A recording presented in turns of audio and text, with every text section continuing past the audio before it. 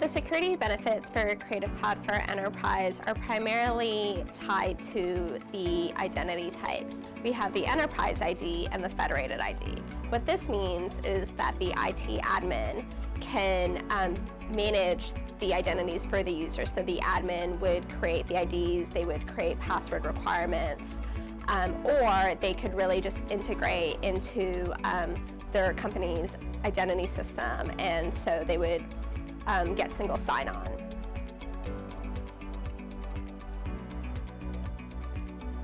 So when it comes to user management for Creative Cloud for Enterprise, the admin gets access to a web-based console. And while this is true for Teams, the feature set that you get with Creative Cloud for Enterprise is much richer.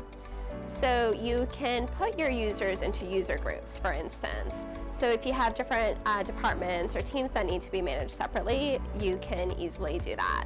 You also have the multiple admin roles, so you could have a support admin that helps with the users' support cases or helps them set up expert services calls, whereas the deployment admin is really just getting the licenses deployed to the users.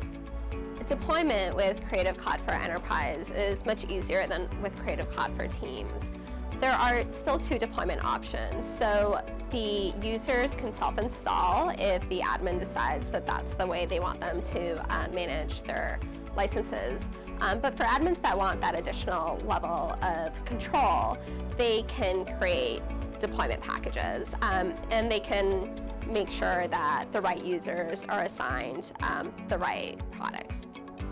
What's even easier with Creative Cloud for Enterprise is that rather than going in and launching CC Packager and creating packages through the Packager tool, the admin simply just has to go into the admin console for Enterprise, and there they will find pre-created deployment packages.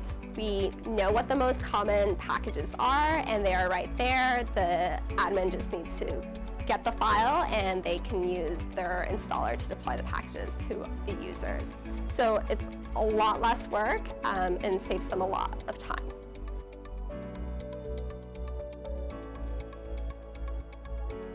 With Creative Cloud for Enterprise, the end user gets access to the same tools and services that they get with Creative Cloud for Teams. So they have the desktop apps. This is Photoshop, the Premiere Pro, the InDesign. That's still part of their offering. They also have their core services like web-based storage, CC libraries, and CC assets. This is core to the product because it facilitates collaboration and also ensures that their files are backed up. There are additional services such as Behance, Typekit, and PDF services that with the Creative Cloud for Enterprise offering, the IT admin can better control and limit the access by user or user group. So that way, the people who need the services get access to them.